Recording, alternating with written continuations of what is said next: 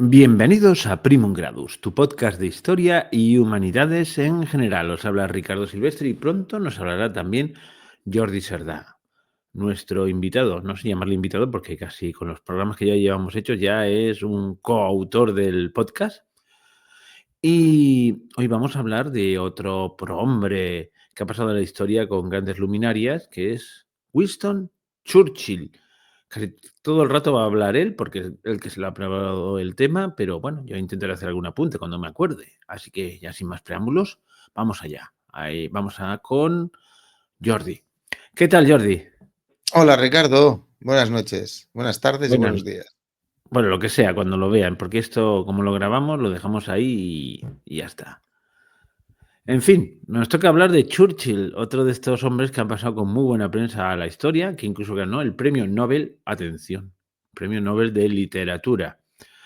Seguramente no había nadie, ningún literato mejor que él en el momento en que lo dieron. Pero bueno, lo de los premios Nobel daría no para un programa, sino para una serie entera de programas. Pero sobre todo el de la paz. El de la paz es que es divertidísimo, pero en fin. Ay, no sé por qué digo esto, ya me estoy yendo para otro lado. Bueno, vamos a hablar de Churchill, duque de Marlborough. ¿Eh? El Bueno, Mambrú, Mambrú se fue a la guerra, ay, qué dolor, qué dolor, qué pena. Una canción pero infantil. él no era duque de Marlborough, ¿eh? No, pero bueno, pero desciende de ellos, El ¿verdad? nieto, era el nieto. Era el nieto. Pero bueno, lo de Mambrú, Mambrú se fue a la guerra, yo no la tarareo porque tengo oído de madera, pero una canción infantil de esas que se están perdiendo, que cantaban las niñas cuando, me parece, cuando cortaban a la comba. Y es que Mambrú era el duque de Marlborough que vino aquí a España a librarnos de los franceses y de paso a arrasar con todo lo que podía y a quedarse con, bueno, en fin, era un amigo de estos que con amigos así, ¿para qué quiero enemigos? Pero bueno, empezamos. Bueno, pero tiene, como eso tiene alguna relación, ¿verdad? Porque, pues nada, empieza por donde Mucho. quieras. Pues mira, es que lo has abierto precisamente, yo no sé si lo tenías preparado, ¿no? Pero es que has abierto todos los temas de Churchill. Para empezar, hablabas de que ganó un premio Nobel, pero es que de Winston Churchill, Winston Spencer, porque se dice poco, él se llamaba Spencer. Winston Spencer Churchill, hay muchos hombres en él, son muchas facetas, se puede hablar del literato, lo que tú decías del premio Nobel, se puede hablar del pintor, También también, pintaba. sí, sí, pintaba, le Esto no lo encantaba pintar. sabía.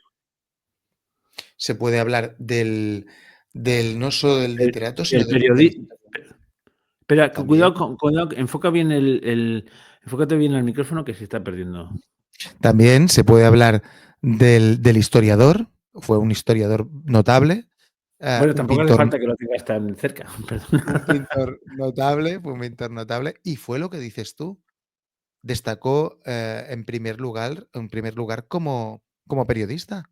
Si es que tiene Estuvo tantas facetas. en la guerra de Cuba. En la guerra de Cuba y Sí, de España contra Estados Unidos y en la guerra de los Boers. sí, y en la India. Tiene una Esa faceta ya no lo también sé. de lucha en la India. Y también han abierto otro tema muy interesante porque hablabas de Mambrú. Y es que es cierto, es que la familia de Churchill, Spencer Churchill, solo ha dado dos personajes notables en la historia. Uno es el que tú decías, que es John Churchill, primero duque de Marlborough, y el otro es Winston Spencer Churchill. No ha habido ningún otro Churchill en la historia que haya destacado para nada, pero para nada. O sea que tenemos el principio y el final. Hablar de John Churchill, el duque, el primer duque de Marlborough, del primer duque de Marlborough, ya nos daría para 3 programas. Un tío polifacético, militar, político, cortesano. Bueno, una piraña asesina. O sea, se plantó como duque. Empezó siendo cortesano de la casa de los Estuardo y acabó Bueno, con los Orange. yo en otro podcast que ahora no recuerdo el nombre, pero que era muy combativo, dice, mira, el primer duque de Marlborough, el primer antepasado ilustre de Churchill, fue un traidor a su rey que cambió de bando y, bueno, en fin, así lo definía. Pero bueno, no sé hasta qué punto eso es cierto, porque no lo he Es cierto, estudiado. es cierto. Medro con a base de conexiones de amistad, conexiones familiares, incluso utilizó su mujer para poder medrar y no, y cambió 3 veces de bando. Una piraña asesina. Y en el caso de su tataranieto, porque estamos hablando del primero iremos al séptimo, que es el abuelo de Winston Churchill. Pues Winston Churchill no tenía sus capacidades, no era polifacético, pero no era un hombre capaz de cambiar de idea, como sí que lo fue su tatarabuelo. Pero bueno, Winston Churchill. Vamos a hablar de Winston Churchill, hijo de Randolph Churchill, político Tory, si no recuerdo mal, fue Sí. ministro de Finanzas y Pasó por el Partido Liberal también una temporada. también, igual que el hijo. Tenían esta tendencia, eran dos hombres inteligentes, que ellos veían claro que las posturas, bueno, eran conservadores por familia, por herencia, por nobleza, pues que las posturas conservadoras quedaban muy encorsetadas y de vez en cuando pues le daban al liberalismo. El hijo igual. Winston Churchill hizo lo mismo, cambió 3 veces en su vida de partido. Déjalo correr también. Su padre murió joven, sifilítico perdido, y que era el hijo del duque de Marlborough, tercer hijo del duque de Marlborough, por lo tanto era Lord. Él no heredó el título de Lord, Winston, él heredó el título de Sir, o sea, pasamos de duque a Lord, a Sir, bajando. Y su madre, Jerome, americana, eso se dice muy poco. Ah, no lo sabía. Su madre era americana de Nueva York. Sí, por eso él siempre estuvo obsesionado con la unidad anglosajona, porque su madre, él vivió durante algunas épocas de su vida en los Estados Unidos, le encantaban los Estados Unidos. Su madre era una socialité, que le llaman hoy en día, me parece que lo llaman así, una Sí, socialité de influencer, estas que una influencer, una socialité muy atractiva, muy guapa, pero también muy veleidosa. Y bueno, que no le guardó ausencias al marido. Hubo épocas también que estuvieron efectivamente separados. Una mujer distante, muy distante, por ser americana, descendiente de franceses, de hugonotes protestantes franceses que se instalaron en América. El abuelo de Churchill era un millonario. el Y la abuelo por madre, parte americana, ¿no? Quieres decir. sí, el abuelo, bueno, los dos abuelos eran millonarios, pero el abuelo por parte americana también era, el Jerome era, Jérôme me parece que se pronuncia, también era un millonario de estos excéntricos.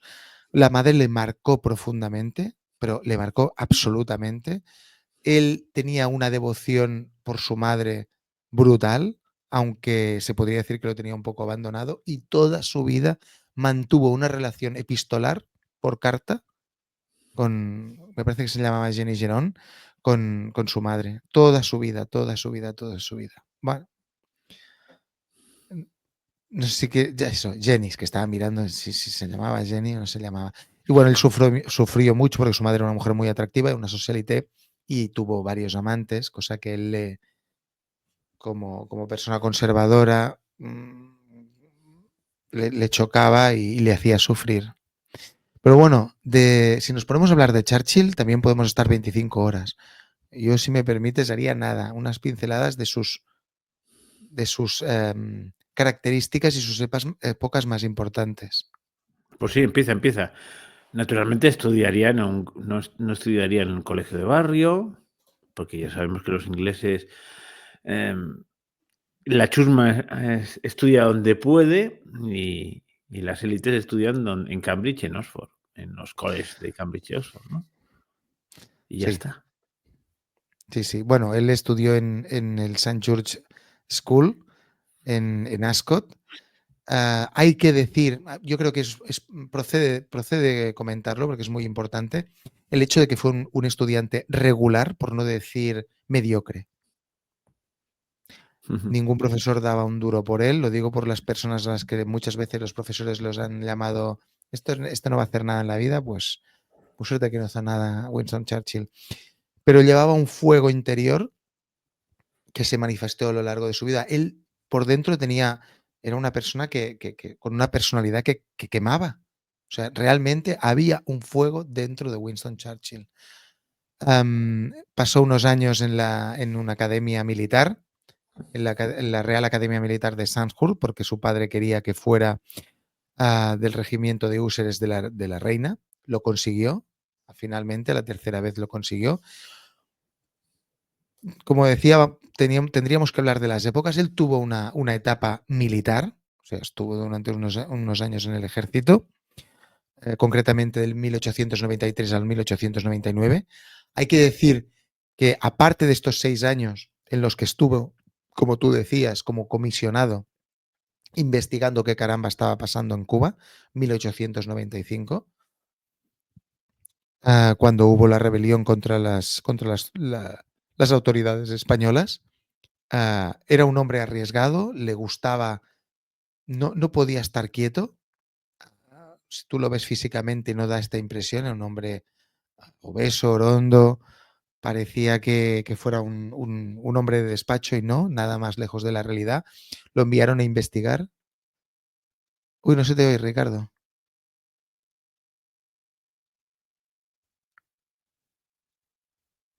No se oye, Ricardo. No, ahora sí.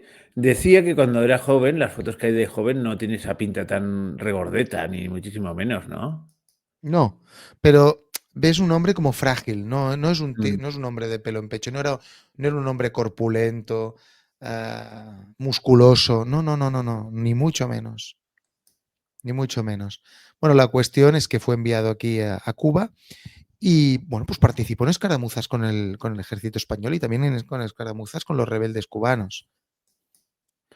¿Era Es reportero de guerra o qué era? No era reportero de guerra, era seguramente como miembro de la aristocracia británica y por lo tanto oficial del ejército, formaba parte de los servicios de inteligencia. Eso es una cosa que también daría para hablar. Es bien sabido que los miembros de la clase alta británica durante un tiempo sirven en países extranjeros para Foreign Office.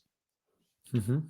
Ahora me desviaría el primer ministro anterior a Boris Johnson, que era miembro de la realeza, no me acuerdo cómo se llamaba, pues es bien sabido que pasó 2 años después de salir de Eton, también haciendo sus veces de sus experiencias al servicio del Imperio Británico como espía. Bueno, la cuestión, ¿qué destaca de esta época? Pues destaca, como tú has dicho, el periodismo y destaca sus experiencias militares. Las ejerció las dos en Sudáfrica.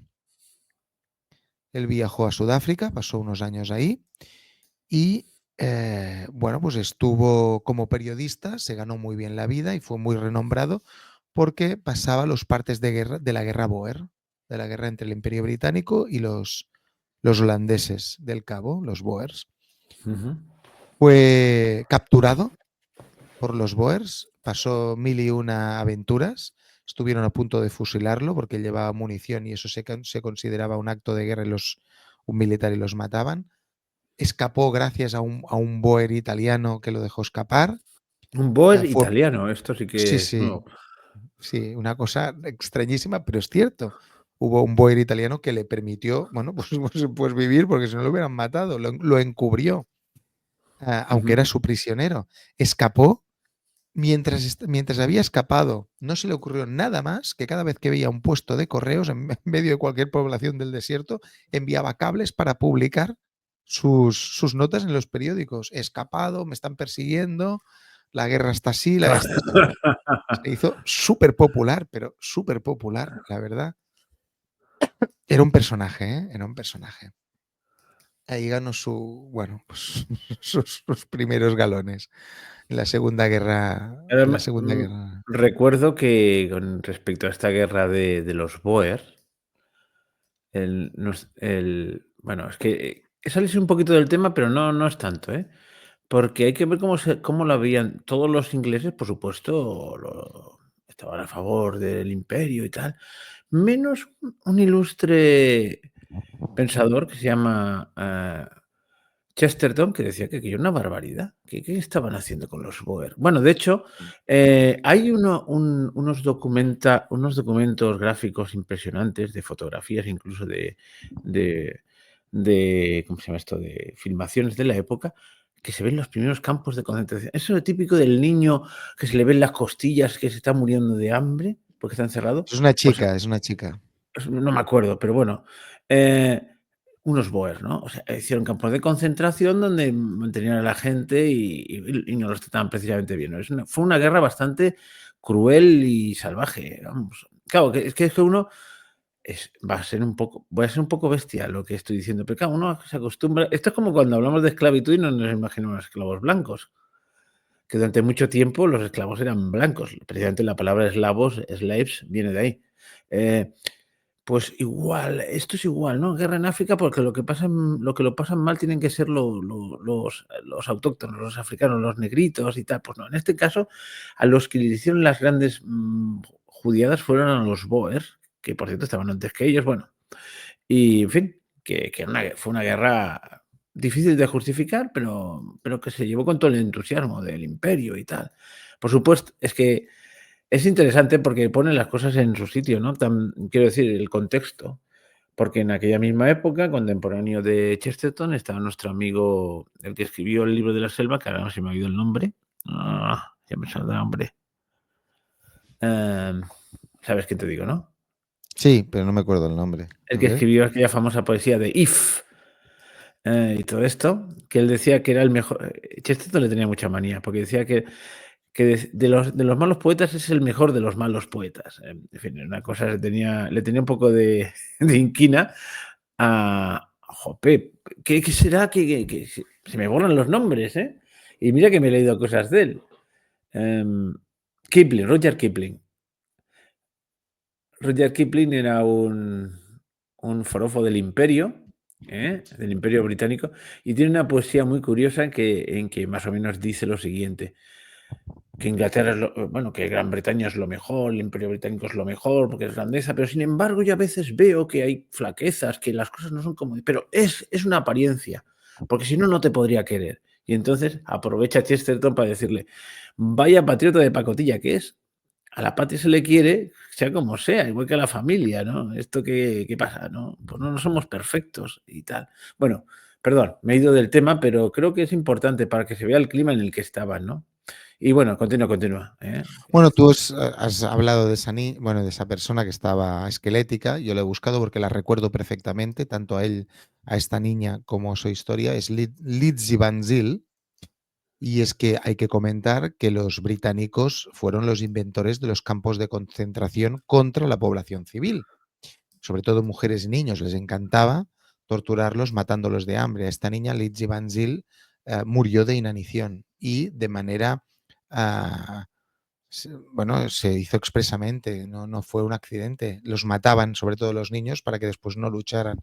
Hay que recordar que los Boers sudafricanos, los holandeses sudafricanos, que están tan denostados hoy en día por el tema del apartheid, pues doblegaron al imperio británico 2 veces y no eran nada más que campesinos muertos de hambre, que huyeron de Europa ellos y sus familias porque no tenían dónde caer muertos y lucharon como leones, iba a decir como perros, pero no es cierto, lucharon como leones para defenderse. Bueno, Winston Churchill no era contrario a los Boers, él lo que tenía era un niño un niño de la aristocracia con sed de aventuras y ahí las consiguió. Hay que decir que después de escapar volvió otra vez a reunirse con su destacamento, se presentó voluntario y él junto con sus primos, concretamente con uno de ellos, el noveno duque de Marlborough, rindieron otro campo de prisioneros y rindieron la capital de Sudáfrica, Pretoria. Bueno, había que comentar este tema para que veamos qué tipo de personaje nos encontramos delante. Estudiante mediocre, militar, no sé si no es aventurero, y ya destaca como escritor, porque incluso huyendo por en medio del desierto, envía mordaces artículos a los periódicos británicos. Bueno, a todo eso vuelve de Sudáfrica, ya convertido como un pequeño héroe, y bueno, pues tiene que hacer alguna cosa. Evidentemente no se va a poner a trabajar el nieto del duque del Marlborough, porque no Pues tiene estaba lo mal mismo. visto. Está mal Estaba visto y mal más visto. en su clase social. ¿Y qué hizo? Pues lo que hace toda la nobleza en el Reino Unido y más en la época del Imperio Británico, pues ponerse a ser diputado. Y así empezó. Se hizo en el año 1901, empezó como diputado del Partido Conservador. Estuvo 3 años como diputado del Partido Conservador, la cosa le quedaba corta, sería largo de hablar, no tenía un pelo de tonto, veía claramente que el Partido Conservador tenía problemas muy serios, no solo internos, sino de comunicación. Él entendía que lo que no podía ser era que el Partido Conservador se encerrara en unas posturas inamovibles, y entonces formó parte de lo que se llamaba la camarilla de los liberales conservadores, y poco a poco, pues bueno, pues acabó como el nieto del duque de Marlborough como miembro del Partido Liberal, y estuvo del año 1904 al 1908 como político liberal. A partir de aquí empieza una carrera que ya no abandonó hasta retirarse, hasta casi su muerte, en el año 1808, una carrera de diferentes cargos que no darían ni 2 días para hablar, de diferentes cargos dentro de la administración británica. Estuvo dentro del gobierno Azkiz durante 7 años, de 1908 al 15, como presidente de la Junta de Comercio. En el año 1910 ejerció brevemente durante un año y pico como ministro del Interior. Y después ya vamos, ya en cadena, en el año 1911 al 14, con lo que sería su primer gran cometido, que es cuando se convirtió en primer Lord del Almirantazgo. Hoy en día no existe, en el año 1964 fue abolido esta figura, pero para Inglaterra era tan importante la Armada que no formaba parte dentro de lo que sería el Ministerio de Guerra o Ministerio de Defensa, sino que tenía un ministerio propio que era el almirantazgo. Y Winston Churchill, que tenía de marino lo que yo de sardina, pues se convirtió en, no, es que es cierto, se convirtió en el Lord del almirantazgo. A ver, fue fue un desastre. Sí que tenía ideas muy claras, él tenía muy claros los números, y en eso, como estadista, brillaba. O sea, el Reino Unido necesita botar 4 acorazados al mes. El Reino Unido necesita tantas toneladas de acero para poder disponer de, de barcos nuevos para sustituirlos y estar a la altura de lo que se espera de nosotros, y proteger lo que él llamaba el imperio británico, tenía que ser protegido. Pero claro, llega Primera Guerra Mundial, año 1915, y como no era marino, aunque era militar y no, después se demostró que era un buen militar de alta graduación, pero no se le ocurrió nada más que decir que el imperio turco estaba acabado y que él haría desembarcar 250.000 de tropas cerca de Constantinopla, de Estambul, en Galípoli, un poco antes del estrecho, cerca de los Dardanelos, y presionó para que así fuera, para poder acorralar y acabar con el frente de Turquía. Hay que recordar que Turquía formaba parte de los imperios centrales, por lo tanto era aliada a Austria y aliada a Alemania. Y bueno, la cuestión, esa batalla acabó con 250.000 de ingleses muertos, ingleses, neozelandeses, Bueno, australianos, todo el imperio. todo el imperio, y 50.000 franceses muertos. Bueno, un desastre absoluto, sin paliativos. La consecuencia principal es que tuvo que dimitir. Desde luego, bueno, Asquith Bueno, no lo podía ni ver, y acabó fuera. Y estuvo durante 2 años pues denostado, nadie quería saber nada de él, era un apestado, porque ¿no? sí, era un apestado. Cada vez que él siempre defendió su honor y que él no era culpable, pero nos vamos al final de su vida, vamos un momento al final, cuando ya estaba retirado, en los años 60, de viaje en el barco de Onassis, que era amigo suyo, pues cruzaron los Dardanelos de noche para que no los viera, porque él era consciente que por su mala cabeza, su mala planificación o por su exceso de celo, murió 250.000 de hombres. Y es una cosa que llevó toda su vida, tenía conciencia, la verdad. En el año 1917 lo rescatan y lo nombran ministro de municiones. Me gustaría comentar una cosa, Ricardo. No he dicho nada, no, tranquilo. No, es que hay que comentar una cosa de su personalidad. Winston Churchill toda su vida estuvo perseguido por lo que él llamaba el Black Dog, el perro negro. ¿Qué es el perro Era, negro? El perro negro es como él llamaba a la depresión. Era un hombre tendiente a depresión. Tenía 2 estadios. Un ¿De estadio euforia? de bueno, no de euforia. Él lo que era un estadista, que podía trabajar muchas horas al día y era consciente de su capacidad, no intelectual, pero sí su capacidad organizativa y su capacidad para hacer cosas. Dentro de él había un fuego y ese fuego necesitaba madera para seguir quemando.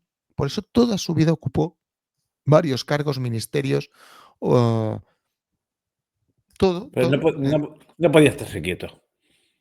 No podía estarse quieto porque era consciente de su capacidad y entonces esa capacidad la desarrollaba. Él necesitaba desarrollar todo lo que llevaba dentro. No era de estos políticos de, mire, estos son mis principios y no le gustan, tengo otros, porque yo lo que quiero es sobrevivir políticamente, hacer, no tener problemas. No era un político con dobleces, eso se comentó muchas veces, sus propios adversarios lo decían. No era capaz de una doblez, no era capaz, no tenía la capacidad ni las ganas de engatusar a nadie. Era directo, rudo, directo, pero sincero. Y tenía siempre un plan. O sea, no te decía, oye, mira, estamos acabados. No. Vale, ahora estamos acabados, pero podemos hacer esto, esto, esto. He trazado un plan y podemos salir de esta. Este era la personalidad de Winston Churchill. Los periodos que pasó sin actividad para él fueron una tortura. Por eso pintaba, por eso escribía, por eso fue articulista de periodismo, por eso fue historiador, porque necesitaba este fuego que tenía dentro, verterlo y construir. Él era un constructor, en definitiva. Hay personas que son mantenidores de las cosas, hay que son destructores, hay que son utilizadores, y él era un constructor. Y por eso estuvo toda su vida, pues bueno, pues fue canciller de Hacienda, o sea, tampoco no sabía de números, pues fue igual que su padre fue miembro del Exchequer. Y estas serían sus características personales. Entonces, aquí ya entraríamos en lo que es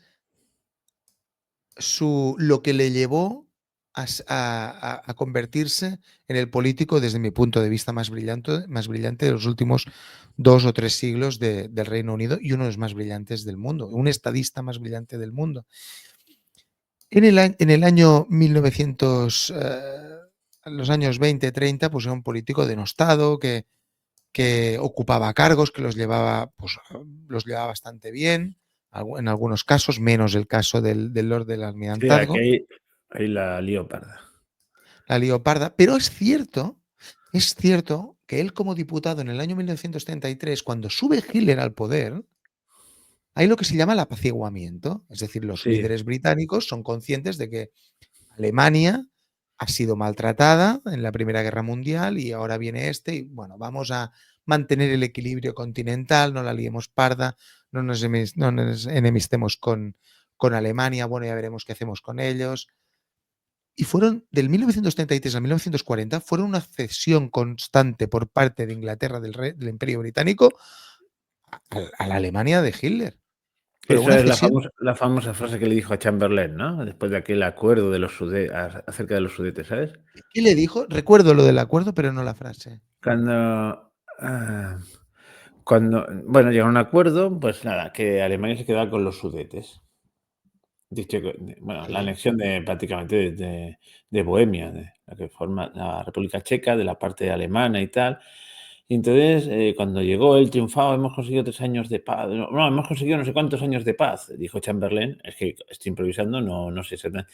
Y entonces Winston dijo aquella frase, dice, habéis perdido el honor para conservar la paz y perderéis la paz y el honor. Es que ahora es una frase de esas redondas, porque a Winston Churchill es una persona de estas que le atribuye muchas frases redondas. Y ahora, como estoy improvisando, pero queréis la paz y para eso habéis sacrificado vuestro honor, pero ni tendréis paz ni tendréis honor. O sea que la habéis quemado inútilmente porque a este señor cualquier signo de, bueno, si cedéis, cualquier signo de cesión no lo encuentra no lo interpretará como una amabilidad, sino como una prueba de debilidad. Y efectivamente, en eso tenía razón. Hay determinados personajes en la política internacional que cualquier cesión no la entienden como generosidad, sino como debilidad. Y no solo naciones y estadistas, sino personas, ¿eh?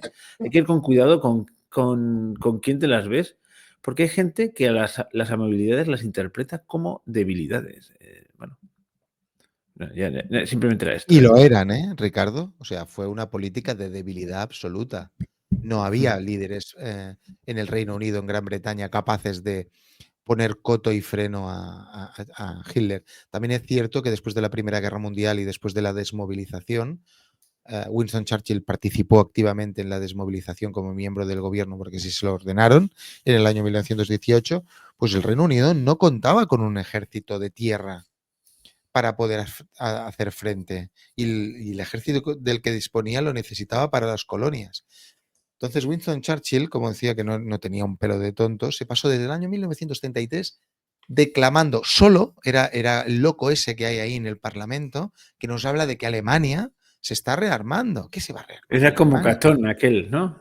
Sí, Que, pues sí, que exacto. aquel que saltaba un discurso en Roma y decía, por cierto, hablaba sobre, yo qué sé, no se me lo estoy inventando, sobre economía y dice, bueno, por cierto, Cartago tiene que ser destruida. Hablaban sobre el alcantarillado y dice, bueno, ya ahora que acabo el discurso, os recuerdo que Cartago tiene que ser destruida. Pues este era un poco igual, ¿no? De Elenda es Cartago. Sí. Siempre, siempre lo decía. No, y no. Son personas que son conscientes, yo creo que son estadistas plenamente conscientes de la situación que hay. Y cuando los otros no lo ven, dicen, bueno, eso no pasa nada. Y ellos tienen una sensibilidad especial y un amor especial por su nación. En este caso, Winston Churchill, que también podríamos hablar de la faceta de tirano, yo creo que en un momento lo podemos, de tirano y de asesino, también lo podemos decir. Pero Winston Churchill se pasó años diciendo, oye, se está rearmando. Cada año están sacando 20 destructores. ¿Qué estamos haciendo aquí? Hay que volver a poner dinero en el almirantazgo. Necesitamos modernizarnos. No disponemos de carros de combate. Era como un loco, pero como un loco. Decían, este tío, ¿pero qué dice? Pesado este. Cada sesión nos está soltando el rollo este, pero si Alemania no nos preocupa. Fue en el 37 que Alemania ya empezó a dar algún zarpazo, lo que tú decías después de los Sudetes, cuando Winston Churchill se convirtió, pues prácticamente él solo, en el león ¿cómo se llama? Antiapaciguamiento. Estaba en contra. Pero como decía, el Reino Unido no disponía de un ejército continental, por lo tanto, no había más remedio. Al final, ya en el año 1939, viendo o oliéndose lo que podía pasar, pues se nominó, no sé si la palabra es nominó, se nombró a Winston Churchill como otra vez, por segunda vez en su vida, primer Lord del Almirantazgo dentro del gobierno de Chamberlain, que es cuando es un periodo que se llama como la Guerra de Broma, porque evidentemente en 1939 aún no nos encontramos, de hecho, en la Primera Guerra Mundial. Bueno, la cuestión, estamos 1939 y el año 1940, cuando se dan cuenta que Alemania ataca Polonia, pues el gobierno y que van a asaltar a Francia, que atacará, que las tropas alemanas han entrado en Bélgica, en Luxemburgo, en los Países Bajos, que piensan atacar a Francia, pues Chamberlain se ve obligado a dimitir porque se demuestra que su política de apaciguamiento no ha servido para nada. Claro, ¿dónde miran todos los políticos británicos? Se giran y dicen, ostras, el pirao ese, pues tenía razón. Ese viejo león, guerrero, polifacético, lord del almirantazgo, pues tenía razón. Y es esa etapa la que Winston Churchill nombra como la más terrible, pero la más feliz de su vida. Porque él era consciente de que era el hombre de la providencia. O sea, aunque era ateo, no era precisamente cristiano. ¿O no? No. Eso sí, en algunas películas ha salido, yo lo he visto, que lo pintan como un conservador, cristiano. No. Él lo que consideraba que, bueno, dentro de todo, pues los protestantes como los anglicanos estaban bien para el Imperio Británico, pero que los negros, los católicos, los mediterráneos, pues son razas inferiores. No había nada superior al anglosajón, ¿no? Eso es una vertiente de Winston Churchill que alguna Racista. vez era racista, era clasista y no apreciaba en nada a las personas creyentes. Él era un agnóstico militante, pero es una faceta de su vida que no se ha comentado mucho. Bueno, la cuestión es que él es consciente de que es el hombre de la providencia. Toda su vida, todas sus esperanzas, todas sus luchas, las batallas en las que ha participado, los errores que ha cometido, lo han llevado ahí, para servir al Imperio Británico y a que para él era la causa de la humanidad. Bueno, aquí es famoso el famoso discurso de no tengo nada más que ofrecer que sangre, sudor y lágrimas. O cuando dice lucharemos en las colinas, lucharemos en los puertos, en los aeródromos, lucharemos en los campos, pero si esta isla cae o parcialmente una parte de ella cae, no vamos a rendirnos. Claro, esto es muy peliculero, pero tenemos que pensar que en esa época, él lo decía en serio, no vamos a rendirnos. O sea, era como el canto del cisne del Imperio Británico. Era el Imperio Británico como un fantasma del Imperio Británico saliendo de la bruma y diciendo, esto no se ha acabado, la lucha no ha acabado, no vamos a rendirnos, el famoso, no nos rendiremos jamás. Aunque tengamos que retirarnos, lo haremos y nos retiraremos a las colonias, concretamente al Canadá, Australia y Nueva Zelanda, donde protegidos por la Armada Imperial redoblaremos las fuerzas y volveremos a Europa. Y los mismos medios que hoy en día nos vencen, el día de mañana nos darán la victoria. Y el nuevo mundo, el viejo mundo, protegido por el nuevo mundo, con sus enormes recursos materiales, espirituales, humanos, saldrá al rescate de la civilización y volveremos. Y es cuando todos dicen, hostia, en una época, en un momento, la palabra no es de debilidad, en un momento en que parecía que todas las esperanzas están perdidas, no hay nada que hacer, nada. O sea, nada puede parar al ejército alemán, el Blitzkrieg, nada podrá pararlo. En 48 horas han llegado a Francia. No disponemos de un ejército. Y claro, se quedan así. Y este tío, lo que decía, él era consciente de que había nacido para eso. Bueno, la cuestión empezó muy mal para él. Cayó Dunkerque, aunque algunos habrán visto la película esa en la que salvan. Yo no la he visto, ¿eh? No la he visto. Es brutal, muy, muy pastelona, muy Vaya, pues pro. es brutal o pastelona. No, hay una cosa que es cierta. O sea, es cierta. Winston Churchill hizo cosas que ningún hombre se atrevería. Solo un tío con gallardía, con capacidad, solo un estadista sin miedo a perder, lo arriesga todo porque el amor por lo que él creía que debía ser conservado, que era el imperio anglosajón, lo llevó a hacer locuras. La locura de sacar a 40 divisiones en barquitos. O sea, pidió a la gente, a los pescadores, a la gente que tenía yates, que fueran a Dunkerque y de 2 en 2, de 4 en 4, de 10 en 10, sacaran a las tropas francesas y a las tropas inglesas. O sea, es una cosa que es.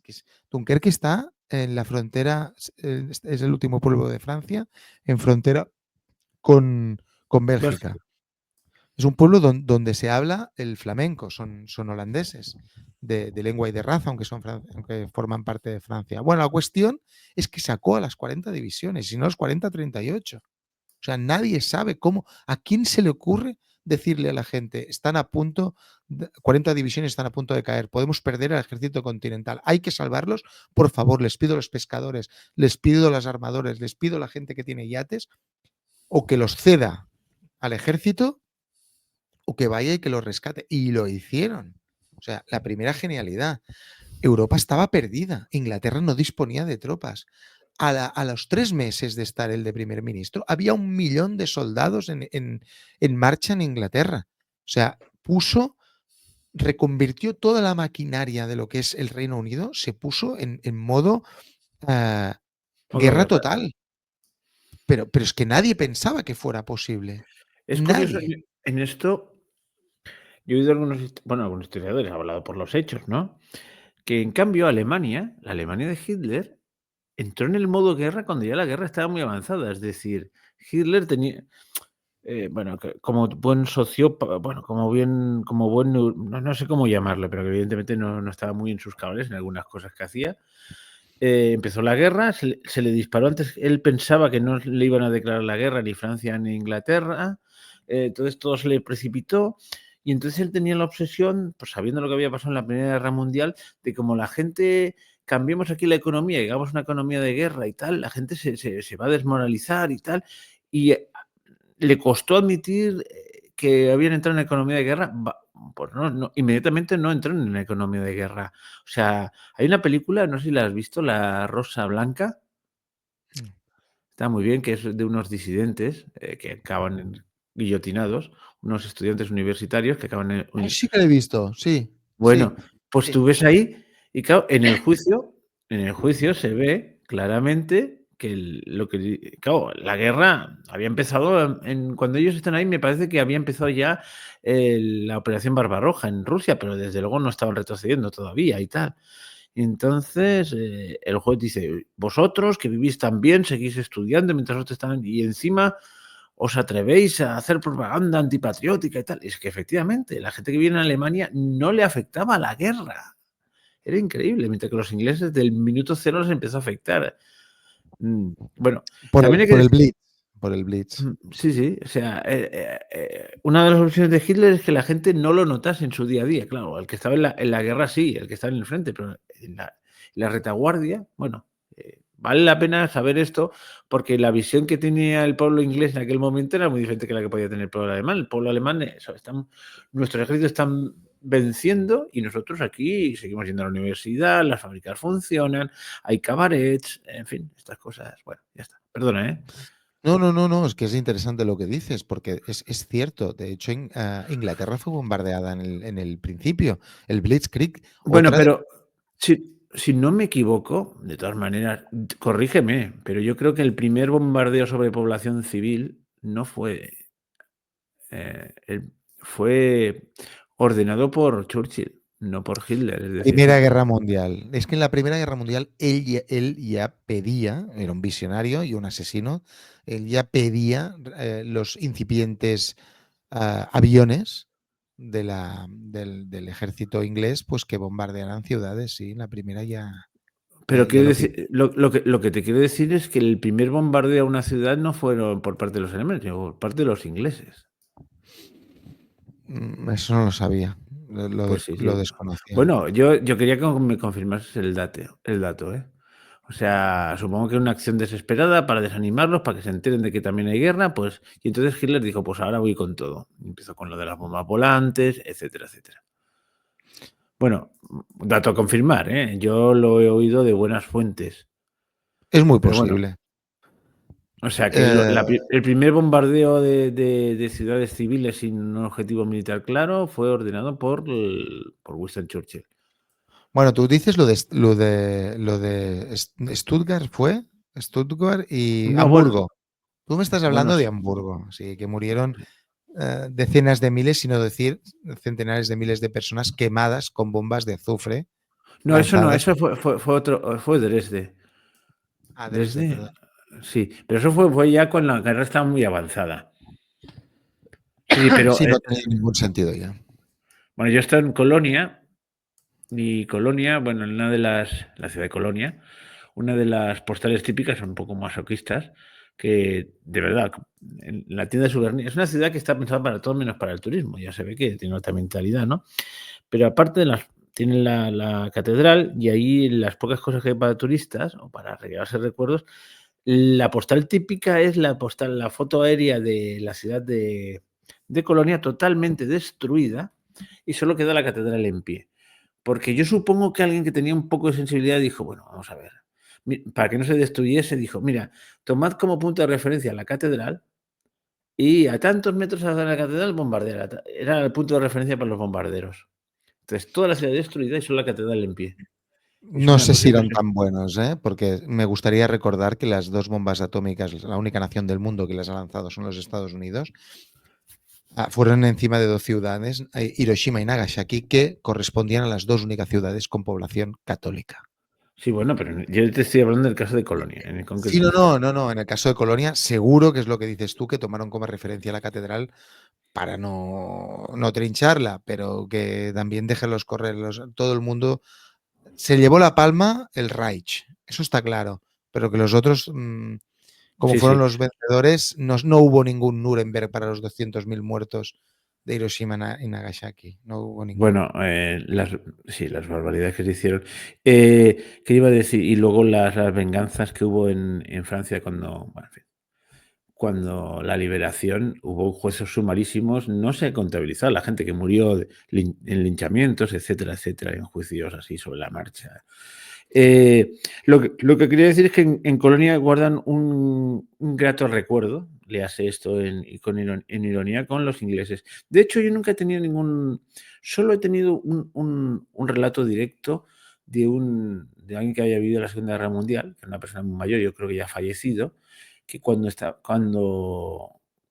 la Segunda Guerra Mundial, lo que contó, tenía él 12 años e iba paseando por las afueras de Colonia, y el recuerdo que tiene de la Segunda Guerra Mundial más vívido es que iba paseando, andando, iba a algún sitio con su madre, por el campo, por el descampado de cerca de la ciudad, y un caza inglés que se dedicó a ametrallarlos una y otra vez.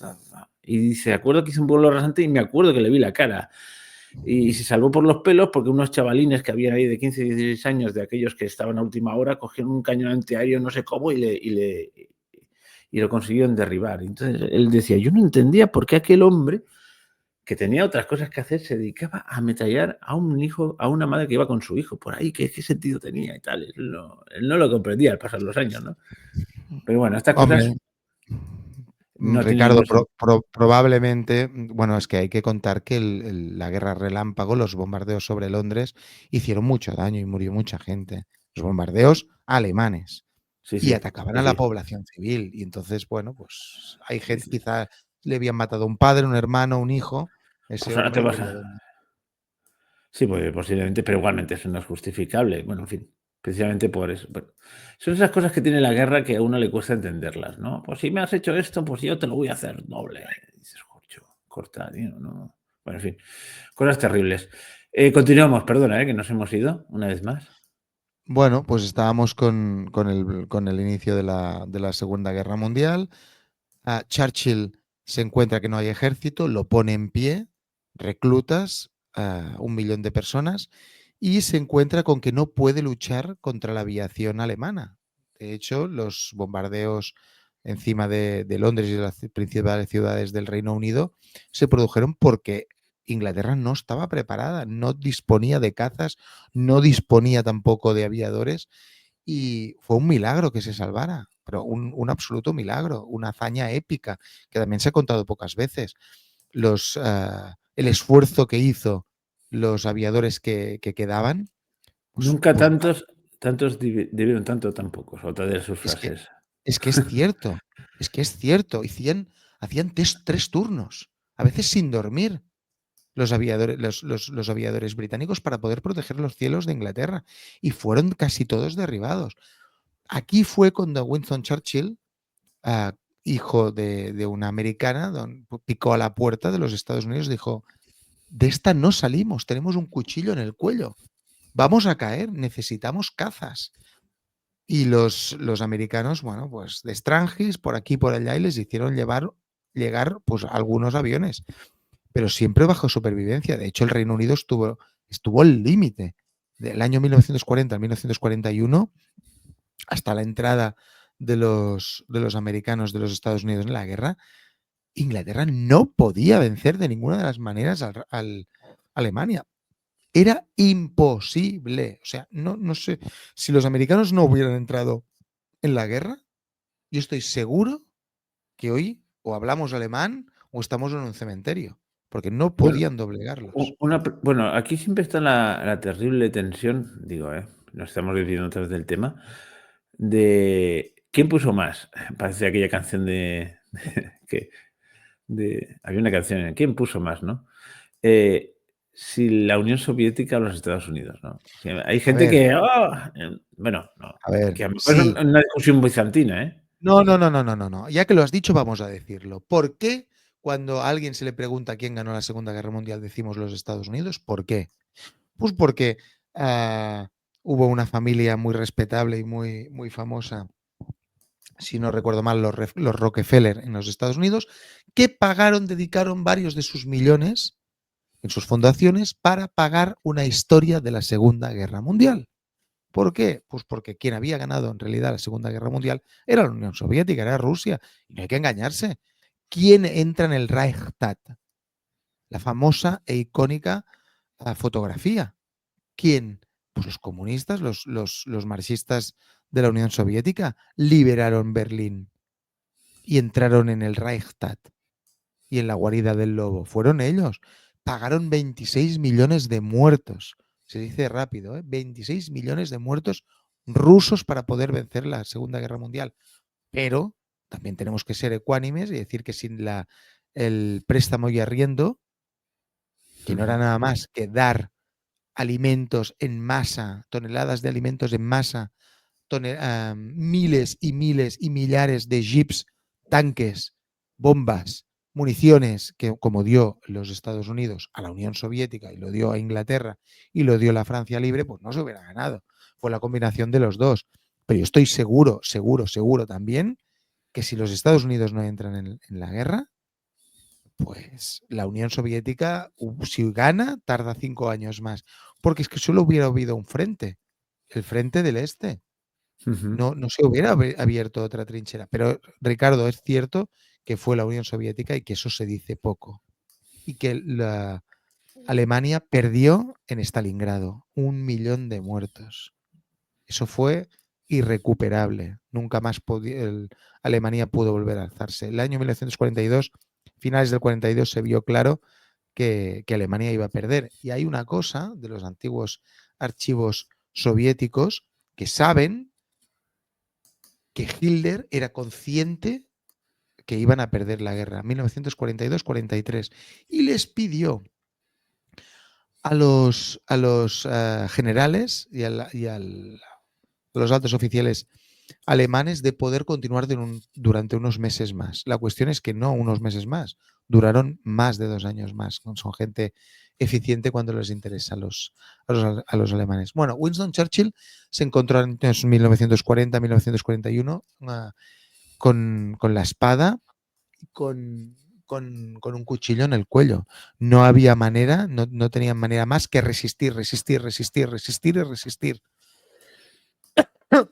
No podían hacer nada más. Tuvieron la suerte o alguien incitó, eso también se ha contado muchas veces, y yo creo que no es ningún tipo de chaladura, alguien incitó a que los japoneses atacaron Pearl Harbor. Fue después del ataque a Pearl Harbor en diciembre de 1941, si no recuerdo mal, pues que al entrar los Estados Unidos en la guerra, toda la maquinaria de guerra, todos los inmensos recursos, lo que Winston Churchill decía, los inmensos recursos del nuevo mundo, las fábricas, los materiales, los recursos humanos empezaron a llegar y fue cuando se pudo empezar a doblegar a Alemania. Que nunca lo he entendido yo esto. Era un pacto muy curioso entre Alemania y Japón. Jamás, yo creo que jamás se concertaron y yo no veía una relación directa. Me ha atacado Japón, que tiene que ver Alemania con todo esto. No sé, no parece una cosa lógica. Bueno, el pacto, No, sí, vale, vale, lógico. sí, existía, pero ya me dirás tú. Quiero decir, podía haber Estados Unidos dicho, bueno, mira, yo voy a por Japón, que ya tengo bastante con esto, y paso ya de Alemania. No sé, se me ocurre, ¿eh? Sí, podría Estoy ser. hablando desde la ignorancia, ¿eh? La gente que me oye, que sepa que tú eres el experto en el asunto y tal.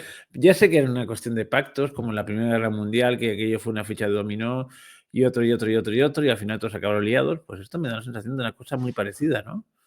Bueno, el enemigo de tu enemigo es tu amigo. Entonces, Japón era enemigo de la Unión Soviética y Japón era enemigo de América. Por lo tanto, Pero fíjate que la Unión Soviética se lo tomó con calma con Japón. Es más, llegó a un pacto es con que no él, eso podía, está. Ya, no ya. podía. Le decía a Japón, mira, te dejamos en paz, no nos toques las narices aquí y tú dedícate, pues eso, a las Filipinas y esas cosas y no vayas a Manchuria, etcétera, etcétera. O sea, que eso también cuenta mucho. O sea, no le hicieron un gran favor precisamente los japoneses a los alemanes. Bueno, pero los japoneses, recordemos, yo quería llegar aquí, que atacaron Birmania, que era Ujú. una colonia británica.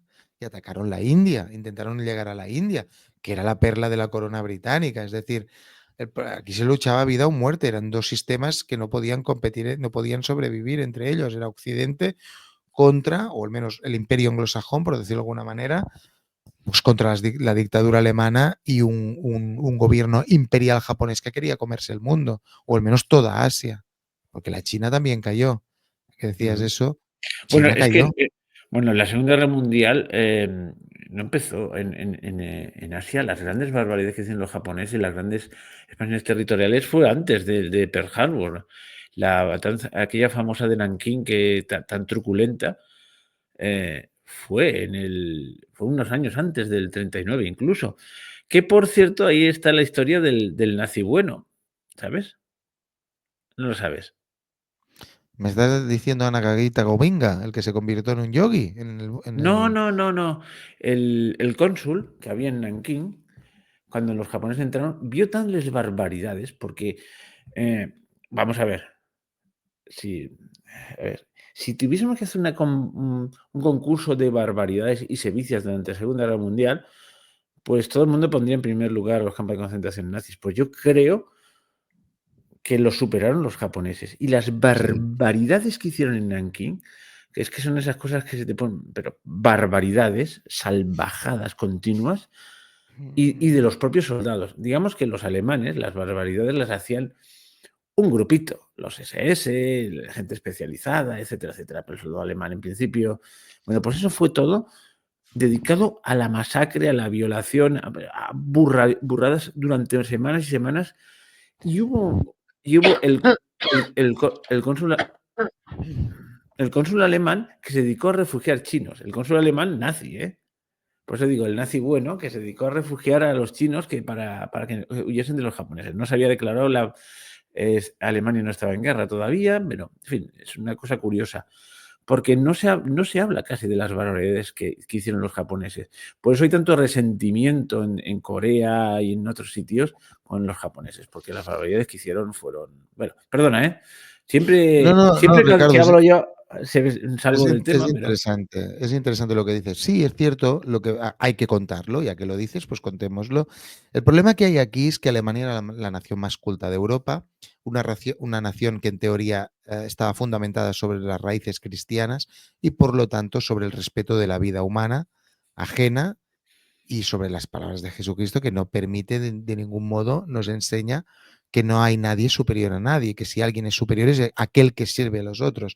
Claro, en el caso de Japón, que es una nación, bueno, entre confucionista y budista, pues este axioma no existe.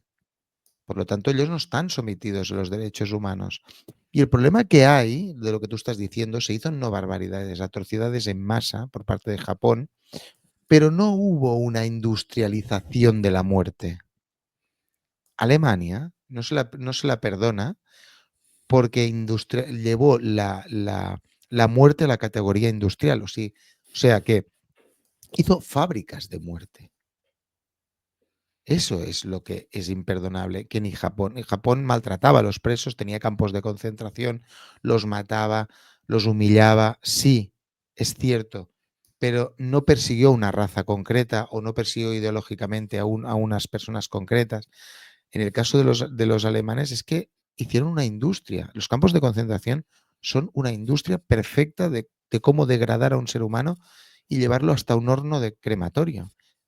Eso es lo que es impensable en el caso de Alemania. Bueno, pero volviendo a Churchill, que yo lo que quería llevar es al hecho de que Japón invade Birmania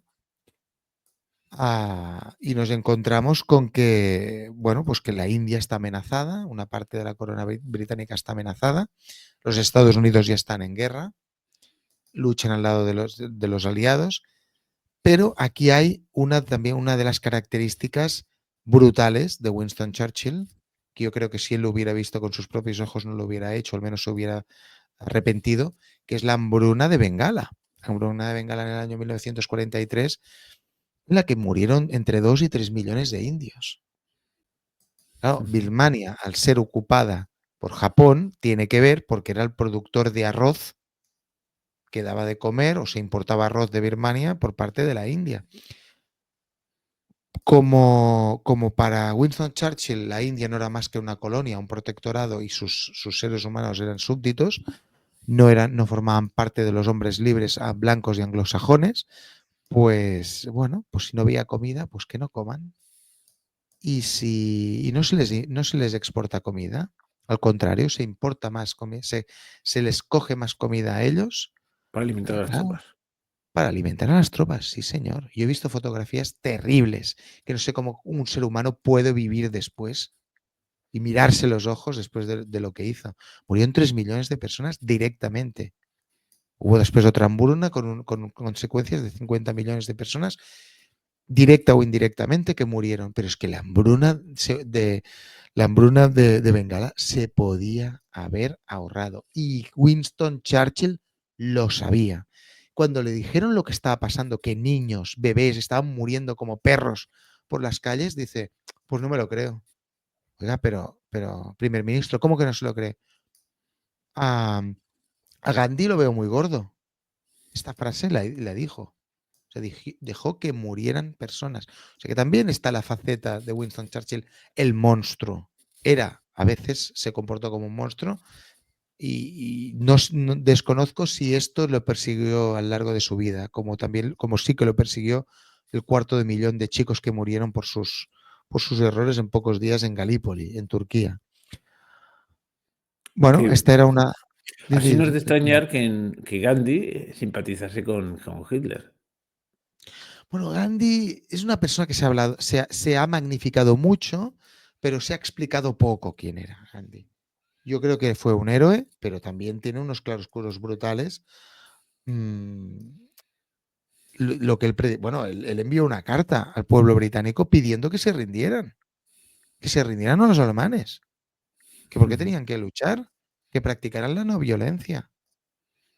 Bueno, claro, como él, o sea, y lo estoy diciendo de una manera muy sucinta, pero también hay otra vertiente de Gandhi que se ha hablado poco, como cuando dormía con niñas Sí, sí. desnudas y él se desnudaba pues para poder probarse su virtud y que no las violaba. Claro, es que eso se ha dicho poco. Gandhi también tenía claroscuros. Es cierto que descolonizó o consiguió la libertad de la India sin disparar un tiro. Eso es cierto. Y que lo que predicó fue la no violencia y respetar a los otros. Y cuando hubo las matanzas de hindús y de musulmanes entre ellos, pues se puso a ayunar y estaba dispuesto a morir de hambre si hacía falta para que la gente dejara de matarse. Y cuando le dijeron, he matado, o los musulmanes, un indio, quiero que comas, quiero que vivas, pero vengo a contarte lo que he hecho. He matado a un niño musulmán. Y Gandhi se quedó, ¿pero por qué lo has hecho? Los musulmanes han matado a mi hijo.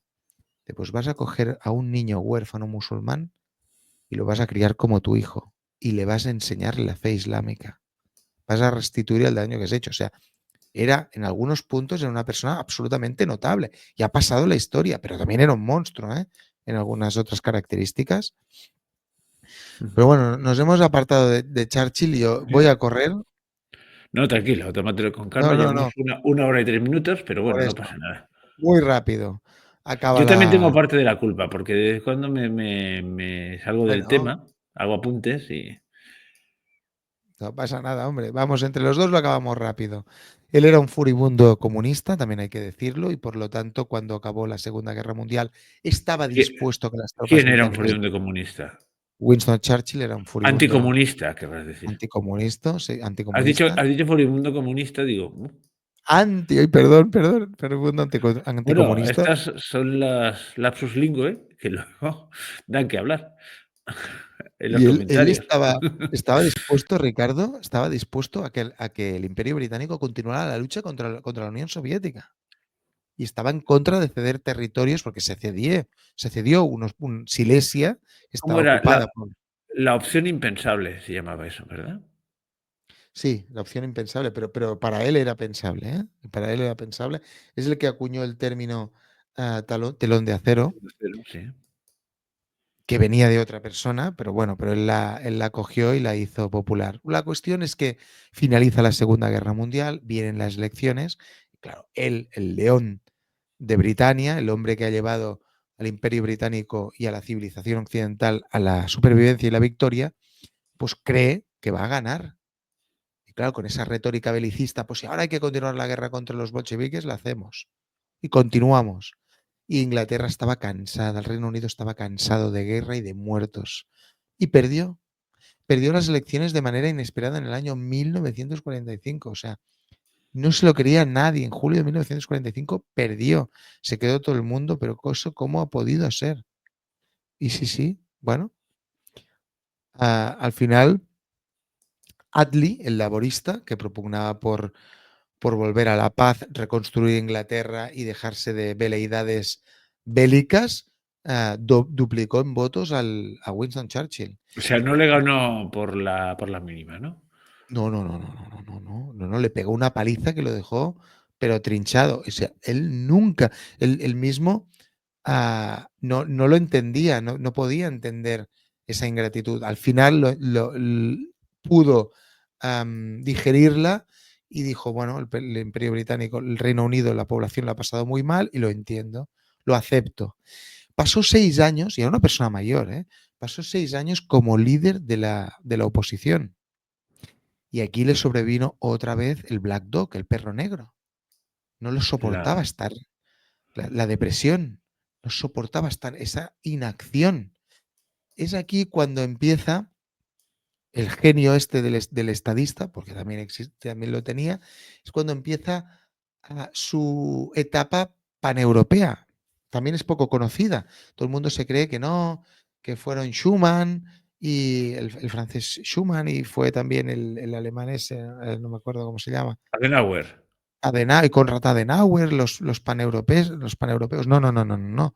Primero fue Winston Churchill. Lo tenía clarísimo. O sea, se tenía que hacer los Estados Unidos de Europa. Y no paró. Y se dedicó durante 6 años a dar la matraca en 2 ocasiones. Tenía 2 temas. Uno, el telón de acero, parar el marxismo, y el otro, hay que reconstruir Europa. Un poco como su frenemy, su amigo enemigo, Charles de Gaulle. Los dos daban la misma matraca. Bueno, estuvo hasta el 51 en la oposición y en el año 1951 el primer ministro Attlee convocó elecciones anticipadas para poder ampliar la mayoría absoluta que tenía y para poder gobernar un poco con más tranquilidad y, oh, sorpresa, se escoge Claro. a Churchill como primer ministro. Cosa rarísima, o sea, cosas raras en la historia. Un señor de 70 y pico de años que volvió el viejo león y ganó. Hay pocas cosas que decir de esta época, al menos desde mi punto de vista. Aquí emergió el político que primero fue conservador, después fue liberal, se adaptó al liberalismo. Aquí emergió un liberalismo preocupado por la gente, o sea, genuinamente. Winston Churchill también se ha dicho poco, pero fue la persona que introdujo la seguridad social en el Reino Unido y que dijo que se aseguró de que las personas, los sirvientes, los pobres, las clases subalternas, pues no tuvieran que mendigar de mayores y pudieran retirarse. Y lo hizo por amor a su niñera. Su madre no era muy cariñosa y lo dejó por muchos años de su infancia con su niñera, a quien él quería con locura. Y cuando él vio que su niñera se hacía mayor y que no contaba con ningún tipo de paga ni pensión y que le esperaba una jubilación forzada de miseria, pues se dio cuenta de que había que ponerle remedio y puso remedio. O sea, fue Winston Churchill. Hay también una vertiente humana, una vertiente, no sé si la palabra sería social. O sea, fue conservador, fue liberal y fue socialdemócrata al final de su vida. Se negó, la única también cosa destacada a decirse, él se negó rotundamente a desmembrar el Imperio Británico. En su último mandato dijo, yo no voy a enterrar el imperio, creó la Commonwealth para poder darle continuidad, se sacó de la chistera este invento que les ha funcionado muy bien hasta hoy. También me he dejado decir que fue una de las personas que trabajó para el sufragio femenino. También se ha dicho poco. Fue atacado por las sufragistas, incluso le dieron latigazos, lo tiraron por el suelo, pero era una persona que no estaba en contra del sufragio, al menos en su madurez. Y otra de sus obsesiones era que la gente tuviera una casa, un techo sobre el cual vivir.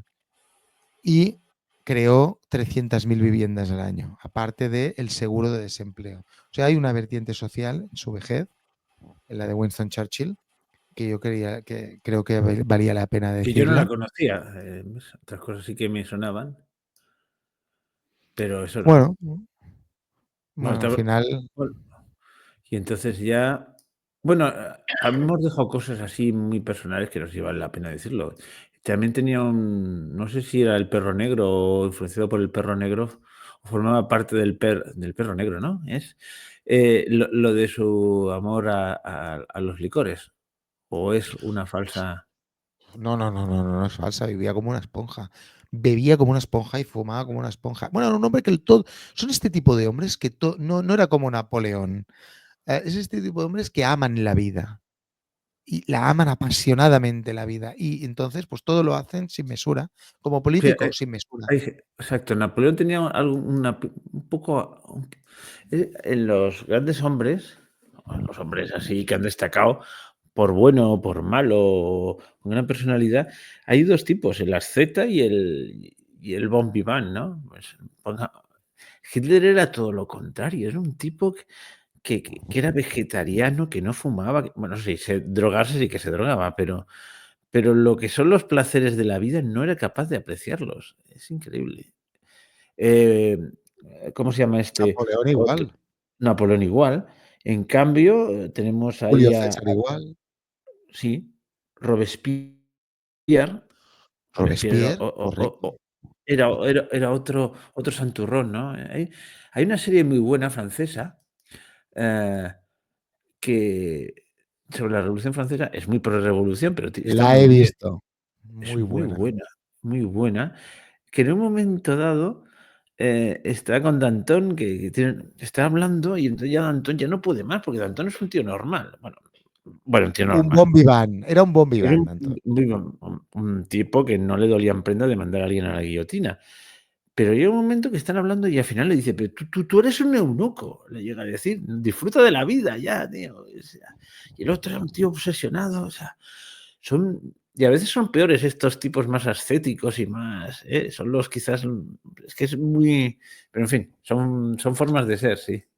Julio César también era un hombre muy mesurado, muy asceta en su vida. Son, Bueno, son Julio hombres. César, pero no, Julio César tenía también sus escarceos amorosos continuos y sus francachelas, ¿eh? No bebía. ¿No bebía?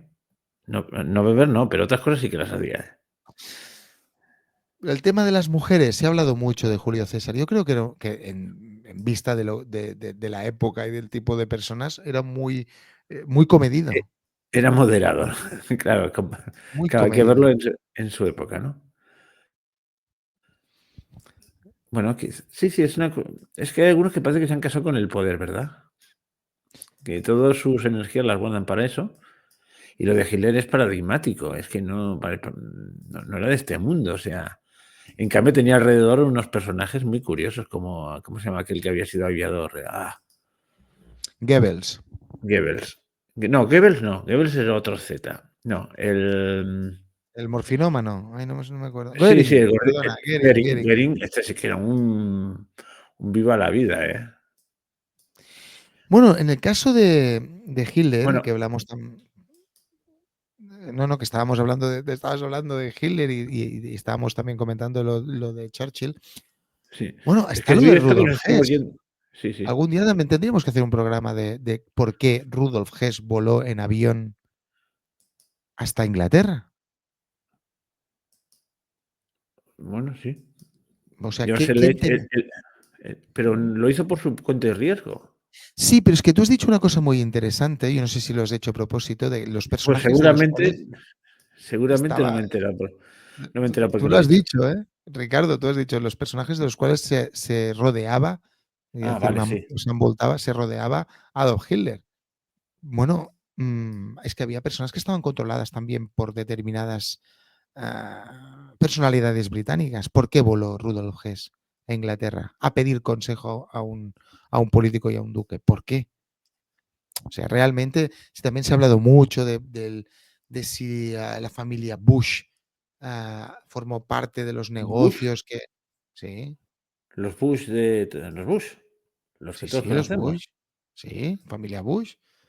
Pero no el último presidente, en todo caso el Ya, padre y entiendo. el abuelo. Sí, sí. Que se habían formado parte también del rearme alemán. Pues claro que sí. O sea, no son compartimientos estancos. El mundo está Bueno, interconectado. bueno, Ari, que conste que ya esto ya está acabando el programa y esto ya es una cosa final.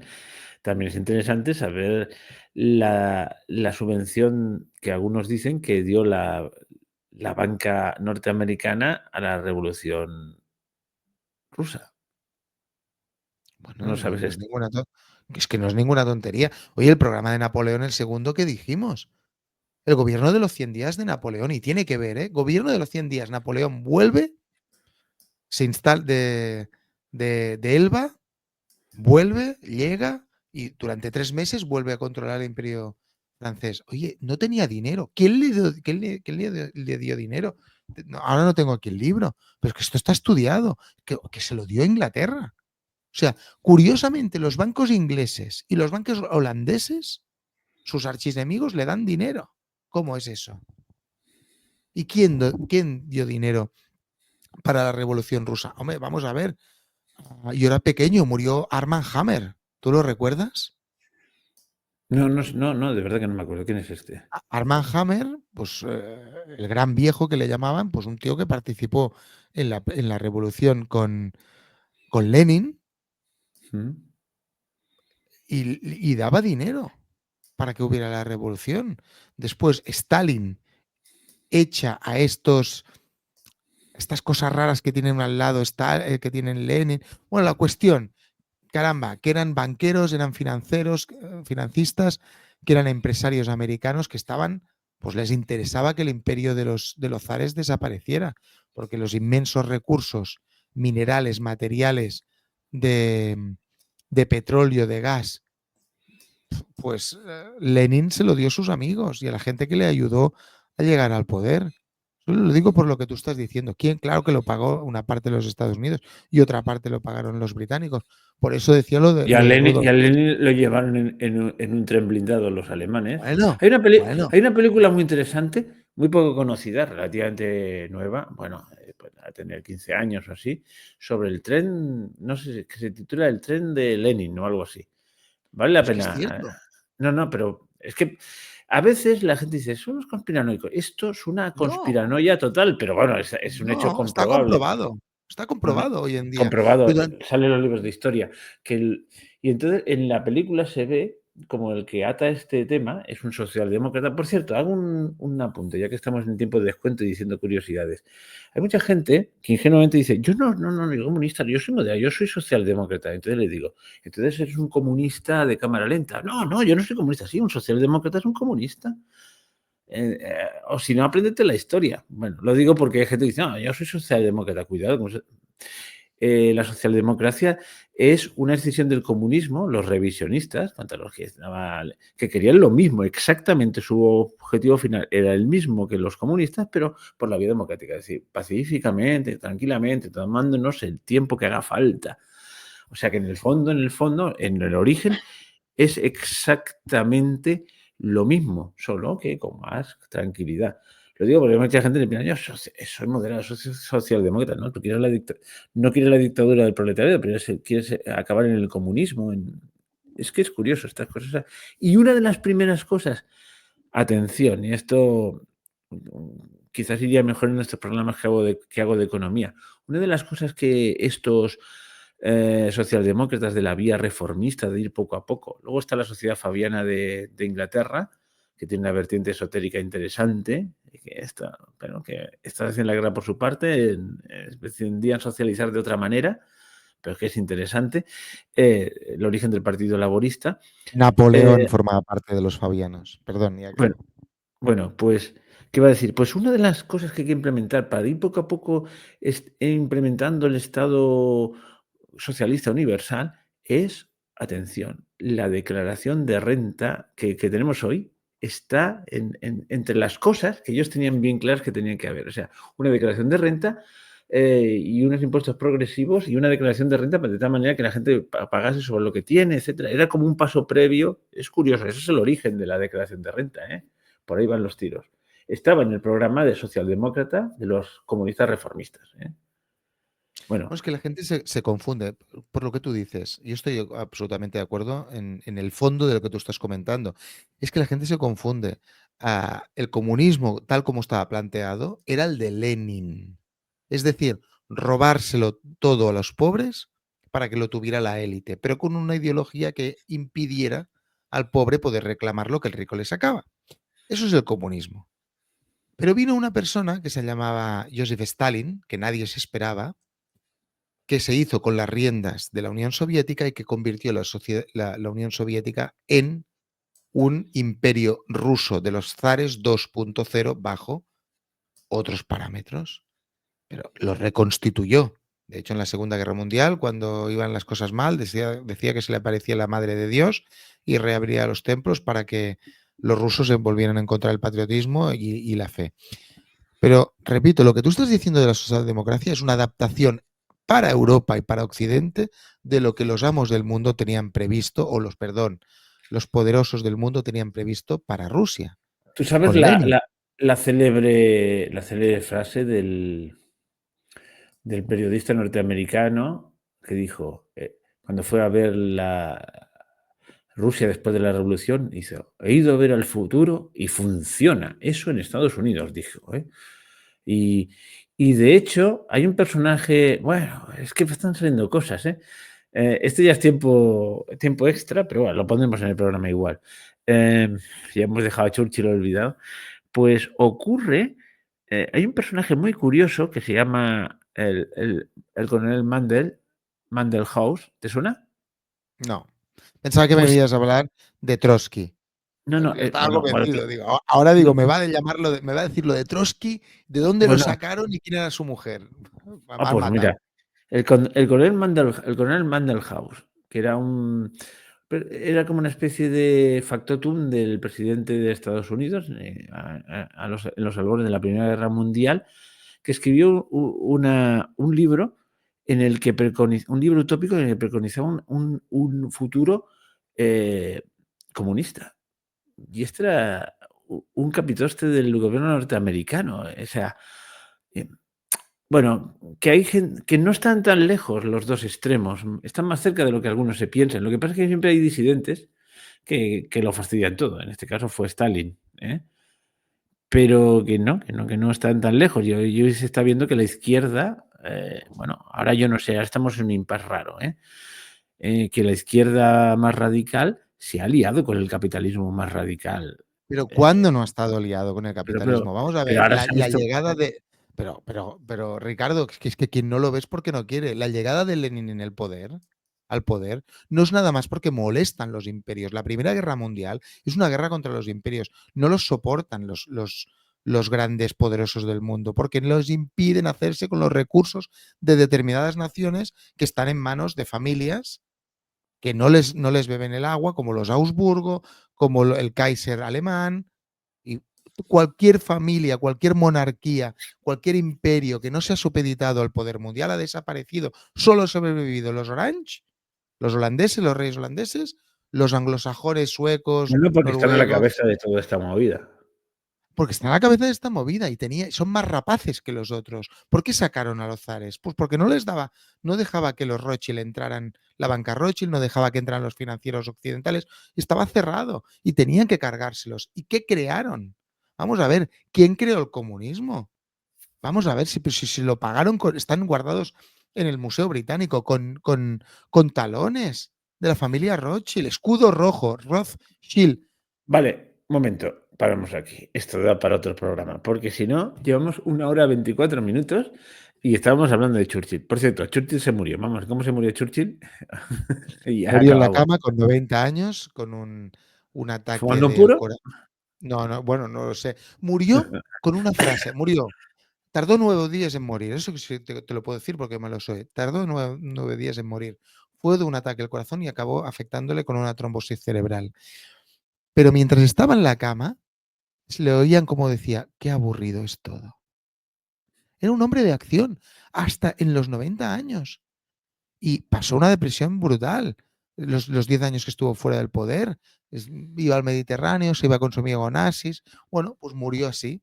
Fue enterrado con todos los honores y cuando él murió, el Imperio Británico. Y hay que decir que sus ideas ya eran anticuadas, las ideas que él tenía del imperio ya eran anticuadas cuando él ejerció el poder. Pero bueno, me has matado con el tema del comunismo y de la socialdemocracia, porque a mí es una cosa que me gusta mucho.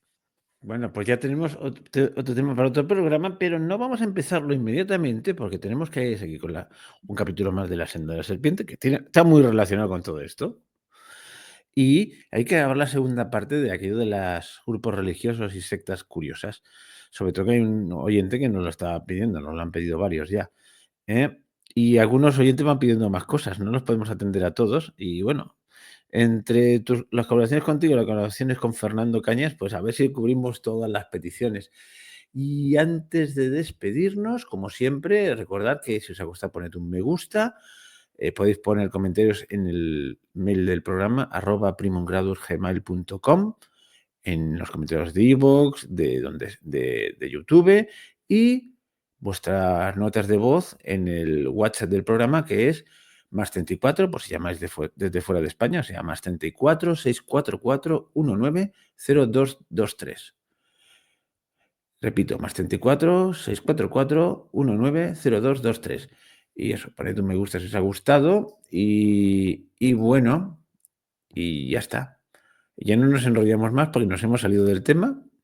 Y Winston Churchill con un epílogo final que no tiene nada que ver. O sí que tiene que ver, pero de manera tangencial. Y entonces, pues nada, no queda más que despedirse. Hasta otra. Hasta otra.